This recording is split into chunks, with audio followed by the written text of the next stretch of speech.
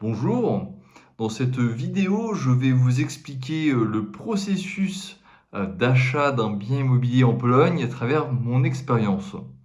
Je me suis préparé quelques notes pour suivre un fil conducteur et vous expliquer un peu les différentes étapes de ce processus. Pourquoi j'ai voulu acheter un bien immobilier en Pologne? Parce que j'y habite depuis 1 an et demi, j'y travaille, j'ai vendu un terrain de loisirs en France d'un montant de 50 000 euros. Également, j'habite à Wrocław et les loyers sont assez chers puisque je paye environ 800 euros de loyer par mois. Et donc, il a fallu que je définisse mon budget. Donc, je vais contacter un courtier pour définir ma capacité d'emprunt. Donc, celle-ci a été estimée à entre 400 000 et 450 000 zloty. Donc, une fois que j'avais ce budget défini, j'ai commencé à rechercher concrètement des biens immobiliers sur les sites Autodome et OLX. Ce sont les équivalents du Bon Coin en France, des plateformes où il y a des particuliers, des professionnels, et où vous pouvez filtrer vos recherches en fonction des biens que vous recherchez. Donc, quels étaient mes critères?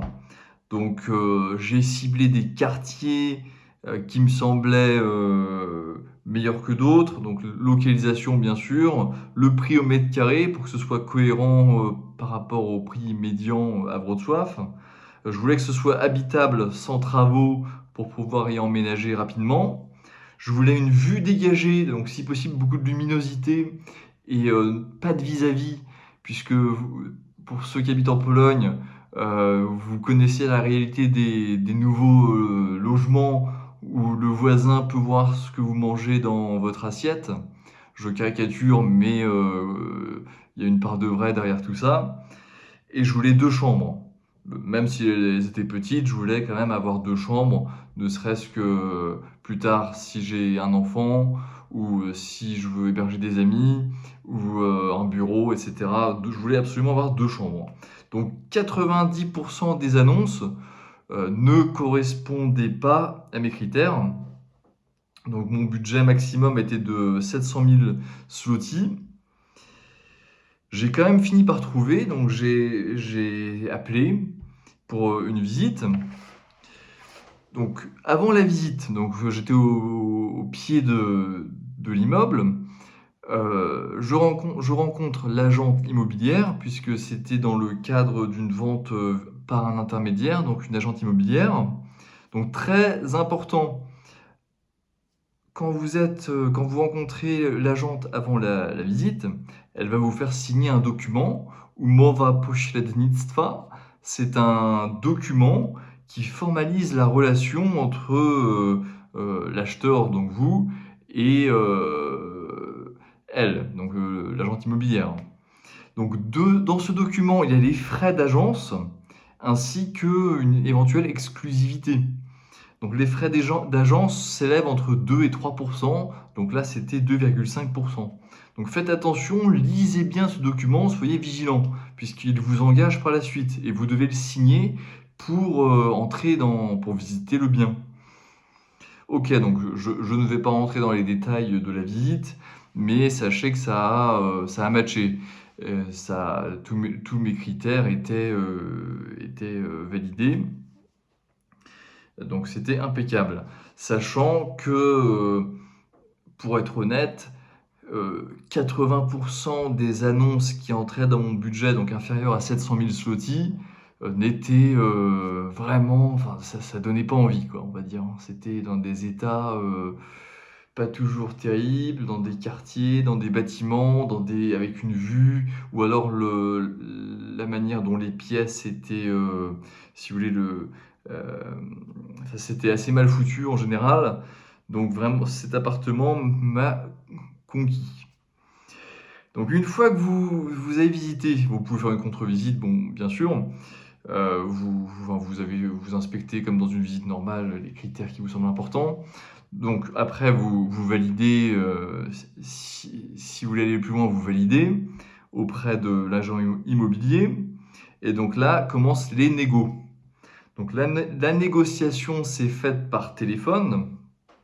Donc à la base, le bien était à 670 000, j'ai proposé 635 000, le vendeur a accepté 645 000, c'était OK pour 645 000, ce qui m'a fait tout de même une baisse de 25 000 zloty, donc environ 6 000 €, équivalent à quasiment 4% du bien. Donc c'est déjà ça. En 2025, le marché est plutôt propice aux acheteurs. Il est stable, voire il baisse. Donc il ne faut pas hésiter, il faut oser, il faut négocier. -5 à -10%, c'est envisageable. Bon, bien sûr, ça dépend du prix initial, mais il faut le savoir. Une fois qu'on s'est mis d'accord sur le prix, il faut vérifier la Księga Wieczysta. La Księga Wieczysta, c'est un registre foncier juridique. Donc l'agente immobilière m'a transmis le numéro du registre que vous pouvez ensuite vérifier en ligne sur le site officiel, donc .gouv polonais. Les informations qui sont, donc c'est-à-dire le propriétaire actuel du bien, est-ce qu'il y a des charges ou des hypothèques en cours, est-ce qu'il y a des éventuelles dettes, est-ce qu'il y a des droits liés au bien, des servitudes, etc. Donc j'ai la chance d'avoir un ami avocat qui a également regardé, vérifié. Et donc toutes les parties, si vous voulez, susceptibles de poser problème étaient vides, il n'y avait rien de mentionné, c'était clean. Donc ce qui nous a permis d'aller plus loin. Donc j'ai bien sûr en parallèle, j'ai débuté le processus avec le courtier. J'y reviendrai plus tard. Donc, une fois que vous avez vérifié Księga Wieczysta, donc le registre foncier, et que vous êtes d'accord sur le prix, vous signez un pré-contrat, umowa przedwstępna en polonais. Donc ça se passe chez l'agent immobilier, entre vous, donc l'acheteur, l'agent immobilier et le vendeur. Donc vous vous mettez d'accord sur les modalités de financement. Donc tout est bien sûr écrit noir sur blanc puisque ça a déjà une valeur juridique. Donc quel est votre apport personnel, quel est le montant du prêt, vous engagez par rapport à une date de signature du contrat final, de l'acte de vente si vous voulez, sachant qu'il faut bien sûr prendre en compte les délais de la banque entre le moment où vous soumettez les dossiers pour obtenir une offre de prêt et le moment où l'offre de prêt vous est acceptée et vous la signez. Donc il faut prévoir un délai au moins d'1 mois et demi pour être dans les clous. Il faut être vigilant aussi par rapport à ça, par rapport au délai. Donc vous payez un acompte sur le bien immobilier. Il y a zaliczka, donc c'est un acompte. Si vous vous rétractez, par exemple, moi c'était 10 000 zloty, donc zaliczka, 10 000 zloty, vous les récupérez si vous rétractez. Il y a zadatek qui est le plus commun. Donc dans ces cas-là, les 10 000 zloty, si je me rétracte, je les perds. Si le vendeur se rétracte, il devra me rembourser 2 fois 10 000 zloty, donc 20 000. Donc maintenant, on va parler du financement. Donc comment ça se passe avec le courtier. Donc quels sont les documents que vous lui transmettez? Donc c'est classique, le contrat de travail, les bulletins de salaire, umowa przedwstępna, donc dont on en a parlé tout à l'heure, donc c'est-à-dire le pré-contrat, donc signé chez l'agent immobilier, et ainsi que la Księga Wieczysta, donc le registre foncier. Donc tout ça, vous le remettez au courtier. Le courtier ensuite va soumettre ces documents pour faire une demande de prêt auprès de nous, c'était 3 banques. Il va également missionner un expert pour vérifier la valeur du bien immobilier que vous allez acquérir pour savoir si celui-ci est correctement évalué. Donc en polonais, ça s'appelle rzeczoznawca, cet expert. Donc moi, j'ai eu la réponse après 1 mois. Avec la meilleure offre, c'était 7,24% en taux d'intérêt sur 30 ans. Donc, comme je vous l'ai dit dans ma précédente vidéo, ce sont les taux actuels. sachant que les taux devraient baisser à l'avenir, ce qui permettra de refinancer ce prêt.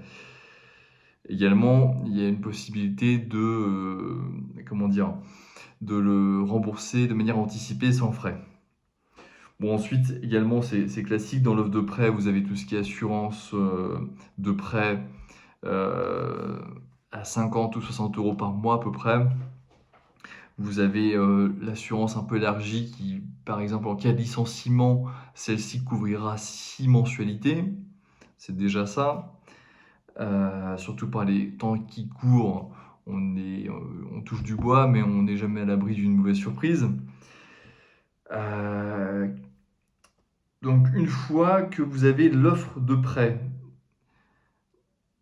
vous signez l'offre de prêt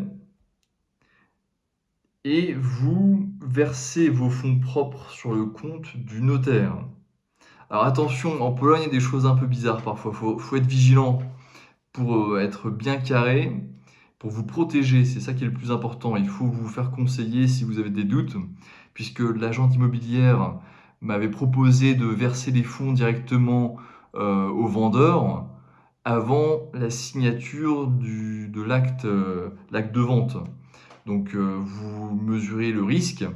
Donc j'ai préféré passer par le notaire, donc de manière classique comme en France, même s'il y a des frais de 400 zlotys sur, le fait que les fonds, heu, transitent par le compte du notaire, c'est tout de même bien plus sécurisé et il n'y a pas de risque, possible.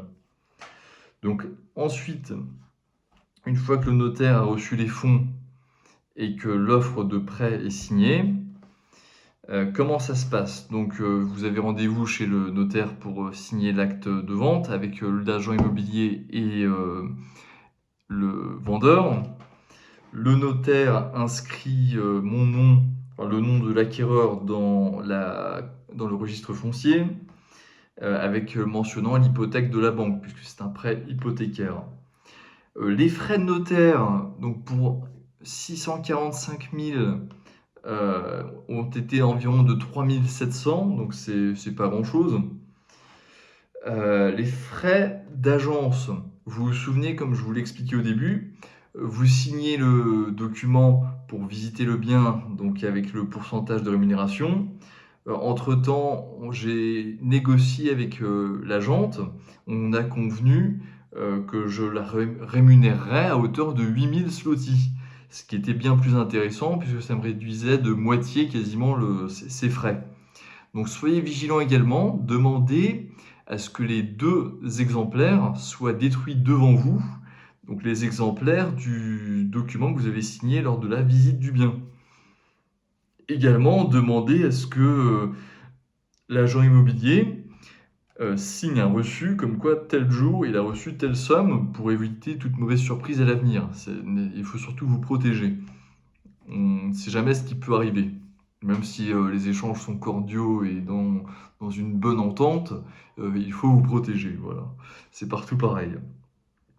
Également en Pologne, il y a une taxe, ça s'appelle PCC, sur les transactions immobilières. Celle-ci est de 2. Alors depuis, je ne sais plus si c'est l'année dernière ou il y a 2 ans, il y a une exonération fiscale pour toute personne physique qui acquiert son premier bien immobilier habitable. Habitable, ça a son importance. Donc même si vous vendez un bien immobilier à l'étranger, peu importe du pays, même en dehors de l'Union européenne, le fisc polonais peut contrôler l'origine des fonds et remonter au bien qui a été vendu. Donc moi, j'en ai été exonéré puisque comme je vous l'ai dit, c'était un terrain de loisirs, donc non habitable, donc selon la définition, n'étant pas habitable, je ne suis pas, imposé puisque l'appartement sera mon premier bien habitable. Donc une fois que tout ça c'est signé, donc l'acte de vente, donc ensuite vous avez un rendez-vous à la banque, pour débloquer le prêt immobilier. Donc ça c'est rien de complexe, hein, c'est simple. Également ensuite, il y a, ce qu'on appelle l'enregistrement du bien immobilier auprès du service des impôts Donc comment ça se passe? Donc moi j'ai dû y aller le matin parce que le service des impôts a une, durée d'ouverture assez réduite. Donc c'est à l'ancienne, c'est des formulaires papier que vous remplissez, assez complexes, même pour moi parlant polonais, mais heureusement la personne, travaillant au service des impôts pourra vous aider à le compléter. Donc c'est une formalité, ça se fait en 10 minutes et c'est ce qui vous permettra de payer la taxe foncière sur le bien, sachant qu'elle est, très faible. Pour un appartement de 50 mètres carrés, c'est environ, à quelque chose près, entre 50 € et 100 € par an. J'ai plus le montant exact en tête. Et donc voilà. Donc je pense avoir évoqué toutes les principales étapes. J'évoquerai la dernière étape dans une autre vidéo, c'est-à-dire comment récupérer un appartement avec les clés, etc. Quelle est la procédure. Sachez qu'aujourd'hui, je n'ai pas encore récupéré mon appartement. Ce sera en date du 15 janvier. Donc, je vous expliquerai par la suite comment ça se passe. Si vous n'hésitez pas à poser vos questions si vous en avez. Je vous remercie d'avoir regardé cette vidéo.